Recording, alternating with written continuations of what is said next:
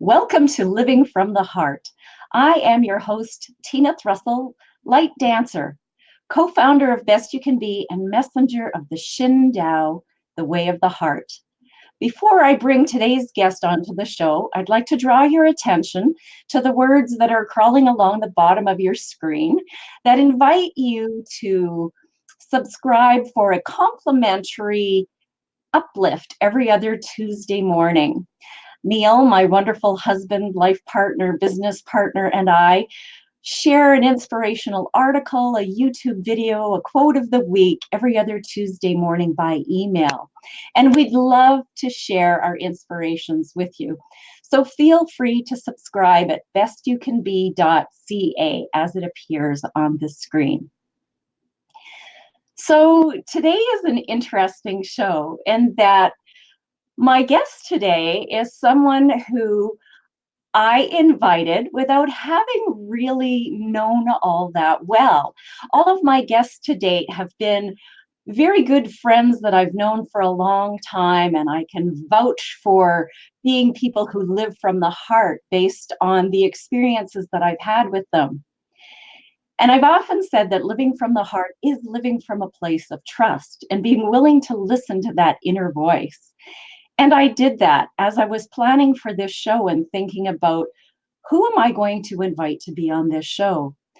Ben Gioia's name came up and I listened to my heart. And even though I felt, wow, who is this person? How do I invite him on the show? We had talked a little on Facebook through chats. And yet something said, this is a man that really does live from his heart and knows an awful lot about purpose and passion.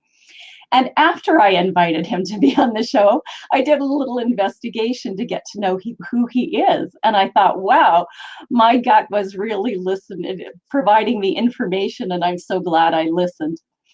I'm going to bring on screen for you in just a second Ben Gioia, who is the creator of Influence with the Heart, a method that helps people connect to their purpose and create a plan to joyfully express it in an authentic, sustainable, and profitable way.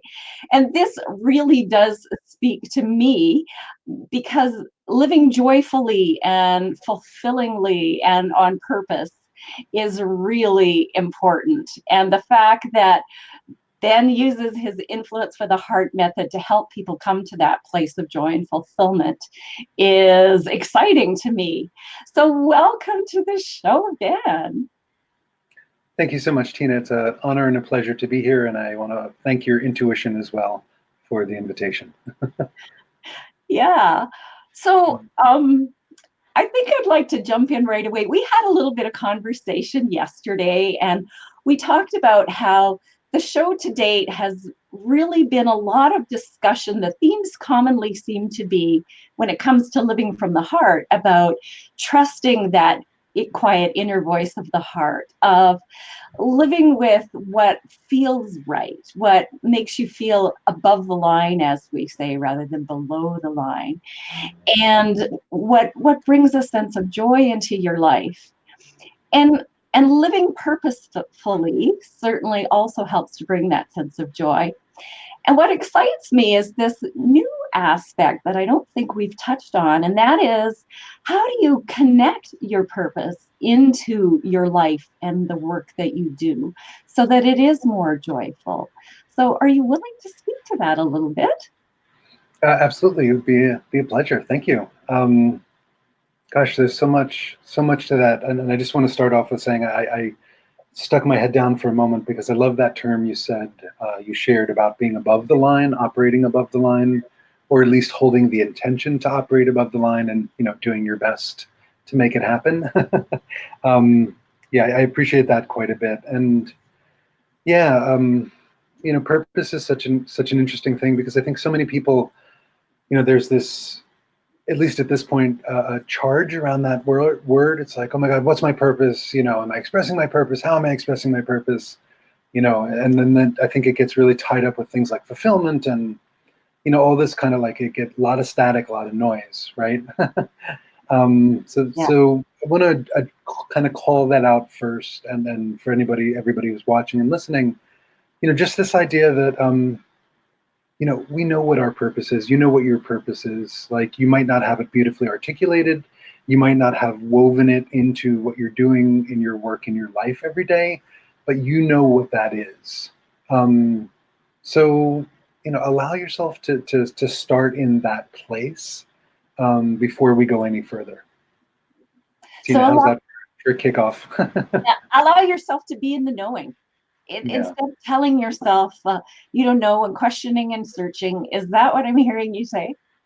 Yeah, yeah, and to trust that you do know it. I think there's so much call to inquiry these days. Especially for us who are living above the line and aspiring to live above the line, right? So much call to inquiry, and I think for those of us, I'll speak for myself, who grew up in a kind of guilt-ridden, self-judgmental kind of context, just from culture school religion, just what it was. That this call to inquiry today, I think, can be really tinged or contaminated, if you will, by things like self-judgment, self-recrimination, and guilt, right? So, the invitation here is like, drop all of that to the best of your ability right now, and really understand that you know why you're here. And Mhm. finding the words, that can be the next step. But right now, like, allow yourself to know, just like Tina, you said. So you're talking about all of that self berating that goes on, all of the doubting, the all of that, and it's fascinating because the universe always delivers us opportunities to be into whatever we're focusing on in the moment. I was awoken at 5:30 this morning, bing, wide awake, laying there. Geez, what's my purpose? Am I on purpose? I'm just doing all of that exact thing that you're talking about. And I had to remember, be compassionate with yourself.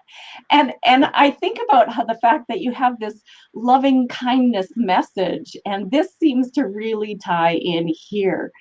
So uh, tell us, how do we use loving kindness to bring us back into that place of step out of all of that and be compassionate and trust that you know and all is well and you're doing your best. And Yeah, thank you. That's a big and complex question in many ways, and I love it. And I'm going to go for the, you know, simple, not easy answer to start off, and then we can go from there.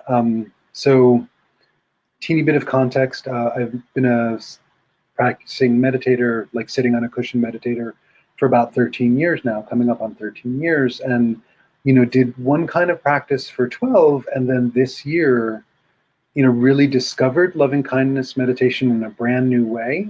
Like, it used to be just kind of this adjunct on the side of, like, you're wishing people well as often as you can think to do it. It was just kind of this, above the line second thought kind of practice. But suddenly here's this opportunity that I learned, and, inviting everyone today to, um, think of a moment when you were happy, right? Just bring that to mind. Doesn't matter what it is. And if you can't think of anything at the moment, think of like holding a child or a kitten or a puppy in your arms, that just loves the heck out of you. Like, whatever that warm, glowy feeling in your heart is. And actually hold that, very gently hold that as your object of meditation, as your point of focus. mm, Oh my God. sounds delicious. Mind blowing, heart opening, like the whole deal, because all of the functional aspects of meditation and holding awareness in a certain space and watching your mind and all that kind of stuff, but and dwelling in love, right?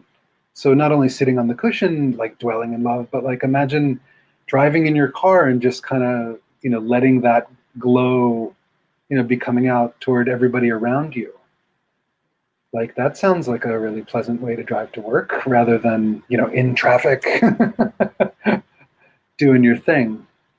Absolutely. Yeah, Oh, oh. And when you're in yeah, that space, I can see where it would be so much easier to be gentle with yourself as well as the rest of the world. yeah, yeah.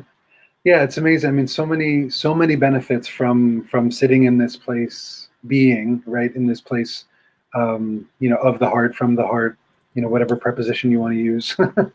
um, things like communication, right? Just, first of all, having presence to truly be listening to someone, and not listening to answer, but, truly listening and Mm. receiving, like, focusing on your heart, you're out of here and you're listening from down here. And if you anybody who's listening, if you're not familiar with the Heart Math Institute, Mm. there's the science behind, you know, what an amazing, organ and beyond our heart is, much more so than any of us, have learned. Um, but yeah, that communication from a place of listening, from a place of deep presence, and from a place of deep empathy, right? Mm. Like empathy is coming from this place in the heart. Yeah. Yeah. Yeah. Mm. And so we start off from this place of being in this loving kindness for self. And then from there, suddenly the inquiry changes. I mean, even the need for inquiry changes at that point, doesn't it? Yeah. Yep. Yeah. Those are two great leads. Thank you. So yes, the inquiry can change, and I'll say that in a second. I'd like to speak to the need for inquiry changing first, because the more you go, to that place of love in for yourself, with yourself, the more you recognize it, that that's what is needed for every single person and being around us as well, right? Like, this is uh, that intention and that activity of centering around love, is service, like in such a big way and such a simple way, right? Like if you hang out in that space, you're doing that for you, you're doing that for everyone, and that's what needs to be done, right? That's what's wants to be done, and that's what gives us all the most joy and satisfaction when we do it. Mm. Um, yeah, and then going back to the inquiry changing, obviously is from the one to the more than one, right? Like shifting, sharing that love with, or sending that love, and really, sending. I want to be really careful with that word. Glowing candle, flickering light. Like there's no effort there, right? It's just doing its thing. It's that kind of sending of love. So Mm. sending that to a spiritual friend, right? And then from there, when it feels right, sending that out, into your house, down your street, etc. Spreading it and spreading it. Mm. Thank you. That's a beautiful visualization for just be. Yeah. There, yeah, sometimes we get really caught up in the doingness. We forget, we try to be human doings instead of human beings, and sending that love out feels like an effortful thing. And you're right, just being in that glow, that naturally spreads that light. What a beautiful visualization. Thank you. Thank you. My pleasure. You're welcome. Yeah, and that idea of the higher energies, kind of subsume or shine their light on the lower energies, right? Arguably the highest energy is love, right? So you just keep kind of shining that, hanging out with that. Like, yeah, that's going to do some good, right? By Yes. default. Yes. Yeah. It's beautiful because at the end of my hour and a half of inquiry this morning with the busy mind and the not being in the heart, before I remembered, I stepped into the shower, an intentional shower. Okay, I'm going to wash all of this away. And the minute I stepped into the water, I heard, it's not what you're doing, it's how you're doing it. Mm-hmm. And really, that's what you're saying. It's how we're being. It's just being in that space of love, being in that space of gentleness, of kindness, of loving compassion for self that can flow out to others easily. Yeah. Yeah. Yeah, that's you totally nailed it. And I think that for many people, myself included, more in the past, but it can still happen. Um, we might take this on as like, okay, this is a thing that I gotta, this is a challenge that I gotta nail, I gotta kill it, right? I gotta rock this, loving kindness thing. So, how am I being like, like all inclusive, loving and kind to, like just all the chatter, right? Um, shocking human activity. Um, all that chatter. So I want to even simplify it further from how I started. A really powerful way to kind of hold all of that without any of the words is just to put a really subtle smile on your lips, Mm. right? Mm. And just hold that smile when you're sitting meditation, and hold that smile like all throughout your day, Mm. right? Because there's the neural feedback of your body's going, hey, you're smiling, I must be happy, Yeah. right? So that in and of itself is tremendous. And then just the outward energy that is coming through from you, even in a subtle like Buddha smile, like just that little tiny bit is perceptible. So yeah, radiate the love, keep that little smile, right? Like it's pretty easy, or Yeah. sorry, it's pretty simple. Yeah. Yeah. you Nice know, correction. Yeah. yeah, and the practice is actually easy as well, as long as you are doing it. You know, Yeah. yeah, Yeah. yeah, because just like anytime you run into distraction, like this is meditation in life, whatever. This is the other thing I learned from this new teacher and this new technique is you're focusing on your heart, right? And then you're like, oh, I've lost track. I'm like, space. There's a meeting coming, whatever that thing is. Instead of just pulling your attention back to your heart, which a lot of meditation instruction says, pull your attention right back to whatever you're focusing on. Yes. The step and a half before coming back is to relax your face and head Uh, and smile. mm. So you're like, ooh, I'm off track. Back to the heart. Nice. Yeah, Nice. yeah, That would bring the ease into the simple, right. for And sure. that's exactly it. I mean, and the what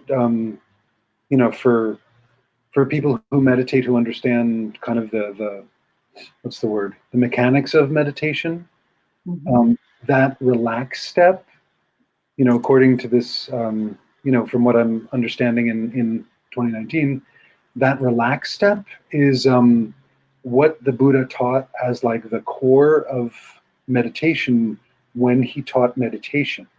Mm. It was an open, collected awareness, like focusing on love in your heart with this relaxed step, right? Like you lose track, you relax, come back. Like, the words are calming the bodily formations, Mm. right? So, we hold the things in our body, relax it out, right? Um, and what this teacher was saying was that what we all learned from meditation, kind of the one pointed, paying attention to my breath, paying attention to a mantra, paying attention to a visualization, it keeps the hindrances and the distractions, it keeps pushing them down, right? Because the hindrance is what made you distracted. So if you Yeah. just pull back to here, you're just pushing it away. But if you smile and relax, like it kind of just can, bubble up on the side as you're up and away on the side as you're hanging out, feeling that love in your heart again. Yeah. Feels like somehow that got missed. When meditation was brought into the Western world, we missed that really important piece. Yeah, yeah. I mean, there are a few, few teachers who seem to have picked up on that in various ways, but Mm. I never heard it. Like basically, the again the way I discovered it this year was that so much of variations on meditation, from originally the teachings of the Buddha, have come from, the study and exposition, I don't know if that's the right word, at least the study and sharing of the commentaries of what the Buddha taught versus the actual sutras or suttas that are, what the Buddha taught, right? So Yeah. this teacher that I've been practicing with this year, he started reading the sutras and he was going, hey, wait a minute, Oh, like this over here. So nice. yeah, you're absolutely right. Wow. It's Thank a you. big deal. Yeah, you're welcome. My pleasure. Thank I'm so grateful to, have, I mean, it's 12 years, right, of doing one thing. And then I came across this guy and I went, oh, Wow. right. And, no going back and no, all good for all the benefits of those 12 years. And, it's like, thank God here's that thing that was in the way. Yeah. Yeah. Yeah. So, Wow. That in itself, if people get nothing else out of our conversation, they can take that away and implement that, and it can make a huge difference. yeah. I Yeah. didn't know that. Wow. Yeah. So, Mm. yay. Thank you. Thanks to my teacher. Yeah. And thanks to the Buddha for sorting all that out 2,600 years ago, Yeah. Exactly. Yeah. Exactly. Yeah. So then how do we pull all of that if we come into that space where we learn to relax and be in the loving kindness and to radiate rather than send out our love Mm, and let go of the being so worried about what's my purpose and just trusting that we know that it is, then where's this other part that you talk about connecting that into our work and our life? yeah. Great question. Great pulling together of things. Thank you. um, so I guess I'm going to answer this two ways because there are ostensibly, two different categories that one could fall into, with a little bit of overlap, of course. Nothing is black and white. But if you're doing your own thing, you're an entrepreneur, a speaker, an author, a coach. Um, I think you have often a little bit more space to play, in that the work that you're doing is a very direct expression of your purpose. Because it's your business, you're creating it. So you want to be doing the things that feel in alignment with who you are, what you're about. The best way that you can serve people, Yeah. the things that bring you the highest joy. Um, that and what are you good at that people need, right? Like all of this spiritual stuff needs the tactical balance for us on this earth, right? Yeah. So what's that, all of that full on fully aligned expression, what does that look like in your work, in your perfect day, the kind of clients you want to work with, the kind of impact you want to make, kind of lifestyle you want, all of that stuff. So, that's kind of the general category for the independent folks. And then if you're part of an organization, if you're leading an organization, what's that? What's first of all, what's how do you help your people and yourself connect to purpose in the first place? Mm. Uh, and then how do you connect that understanding of individual purpose to a team's purpose, a department's purpose, an organization's purpose, right? Like how is, my individual purpose, how can I embody it, express it, and feel that it's aligned with, this larger organization that I'm part of, right? And, so important for, I think millennials were the first people that really became such a Yeah. big thing of how important it was. I mean, it's always important, and then it started becoming a deal breaker with millennials. Millennials were like, I'm not going to work for you if it doesn't feel aligned. I'll take a little bit less money over here, Yeah. to feel aligned versus hanging out with you. Uh, Yeah. yeah. So it's connecting individually and then connecting to the bigger or communities within the company, within an organization. It doesn't have to be identical, right? Mhm. but you have to be in the same family of stuff and place, and you give everybody a chance to be able to tell their story and speak about what's important to them. Nice. Because that's so foundational to all of this stuff. Wow, thank you. I'm noticing the time and I'm like, I cannot believe how fast the time always disappears. It's kind of crazy. Yeah. So I am going to put your website up here on the screen for everyone to see. So Okay. as I disappear here for a second to type that in, if you had, here's putting you on the spot. If you had one message that you want people to take away after listening, or yeah, from listening to this discussion that we're sharing, what one big message would you want people to take away?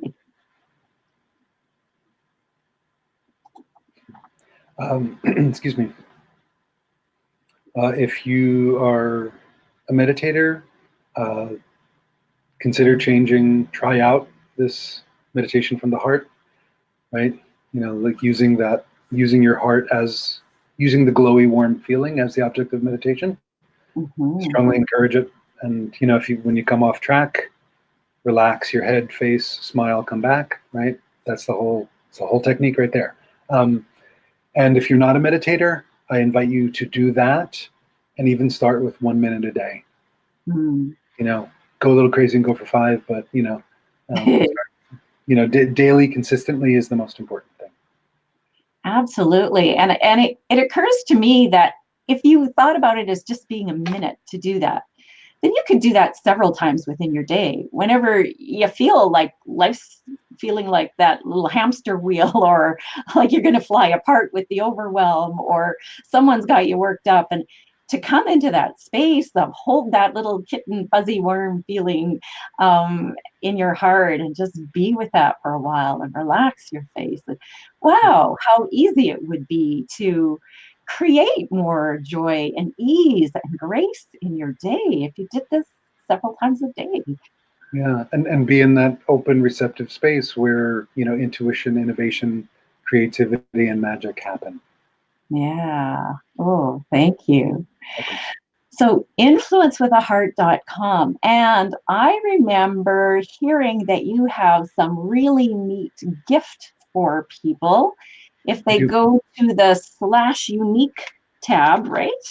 Yep, exactly. Yeah, influencewithaheart.com/unique.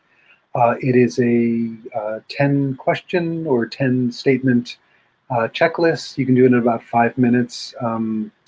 That will help you rethink about your stuff, kind of recast your stuff in a way that you can start getting leads for free.